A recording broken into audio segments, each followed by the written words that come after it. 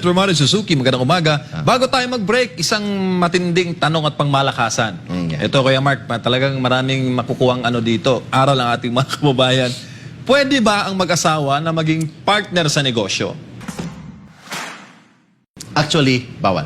Ay, gano'n. Bawal mag-partner sa negosyo kasi there is always such thing as conjugal property. Ibig sabihin ng conjugal property, kahit si lalaki lang ang nagsipag, nagtrabaho, may share diyan si babae.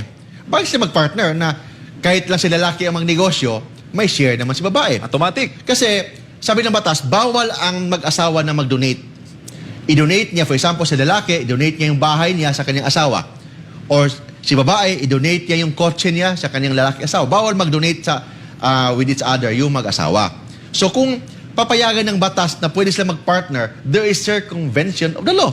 Na-circumvent nila ang batas. That's why bawal ang mag-asawa maging partner. Bakit?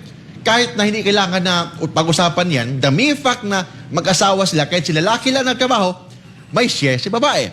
Kahit si babae lang nagtrabaho, may share si lalaki. So hindi dapat pag-usapan kung partner ba sila kasi kung payagan mag-partner sila, there will be circumvention of the law and bawal po yan. Automatic na yan, Kuya Mark. Automatic na kasi.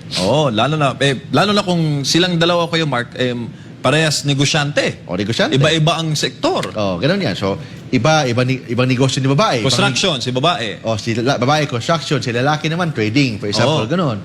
So, in that case, yung share ni babae, may share si lalaki. Yung share naman ni lalaki sa negosyo, may share si babae. So, bakit pa kailangan sila i-partner? Kasi pag-partner sila, circumvention of the law yan kasi bawal nga sila mag-donate with each other.